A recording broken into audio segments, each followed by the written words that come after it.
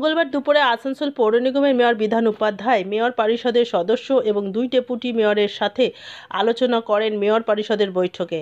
Mayor Bidhan Upadhyay জানান, আসন্ন গরমে বিভিন্ন ওয়ার্ডের পানীয় জলের সমস্যা যাতে না হয় তার প্রয়োজনীয় ব্যবস্থা গ্রহণ করা এবং আসানসোল পৌর নিগমের বিভিন্ন ওয়ার্ডে অনেক রাস্তা খারাপ হয়ে রয়েছে, সেই ব্যাপারেও প্রয়োজনীয় ব্যবস্থা গ্রহণ করা নিয়ে এই বৈঠকে আলোচনা করা হয়। এই বৈঠকে আসানসোল পৌর নিগমের chairman Amarnath Chatterjee, deputy mayor Abhijit Ghatak, Wasimul Haque, mayor পরিষদের সদস্য মানস দাস, গুরুদাস চ্যাটার্জি, ইন্দ্রাণী মিশ্র সহ বিভিন্ন বড় চেয়ারম্যান উপস্থিত ছিলেন। Green Asansol, clean Asansol. আছে কি নিয়ে বৈঠক করা হলো? মিটিং এমআইসি মিটিং, যেহেতু গরমকালটা এবার পড়ছে, গরমকালে বিভিন্ন রকমের অসুবিধা থাকে, সবচেয়ে বড় অসুবিধা থাকে জলের অসুবিধা থাকে। তাই বিভিন্ন জায়গায় কিভাবে কি কাজ জল দেওয়া যায়, পরিষেবা দেওয়া যায়, কিছু কিছু রাস্তাঘাট খারাপ আছে, সে রাস্তা নিয়ে আলোচনা হলো। তারপর আরো কিছু ডেভেলপমেন্ট যেখানে যেটা দরকার আছে, কোনখানে কি হতে পারে, এইসব নিয়ে আলোচনা হচ্ছে। বিশেষ করে ট্রাফিকে নিয়ে পুলিশ এসেছিলেন, তো কিছু আসানসোলে জ্যাম জট প্রচন্ড হচ্ছে, তো ওটা আমরা সে কারণে পুলিশ ডিপার্টমেন্টকে ডেকেছিলাম যাতে জ্যাম জটটাকে একটু আরো হালকা করা যায়, হাঁটানো যায়, তার ব্যবস্থা করাতে। এবং আমরা এটা হয়তো এপ্রিল মাসে হয়তো আমরা একটা বেরোবো, আমরা নিজেরা বেরোবো, বেরিয়ে রাস্তাতে দেখবো। আমরা দেখার পর আমাদের যেটুকু করা হবে করবো। আমরা একটা প্রবলেম আসছে, হোলি এবং দোল,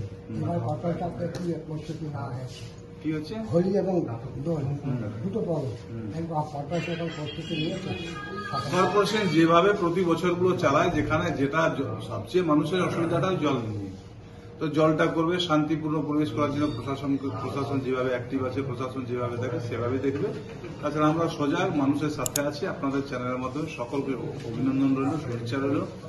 সবাই যেভাবে আমরা সুন্দরভাবে কোনো ধর্মতে নয়, জাতে নয়, আমরা যেভাবে সৌভ্রাতৃত্বে আছি, বন্ধনে আছি, ঠিক সেভাবে সেই নিয়ে সাফ সুতরা থেকে আরম্ভ করে লাইট ফাইট কিভাবে আরো মানুষকে পরিষেবা দেওয়া যায় সেই নিয়ে আমরা আলোচনা করছিলাম।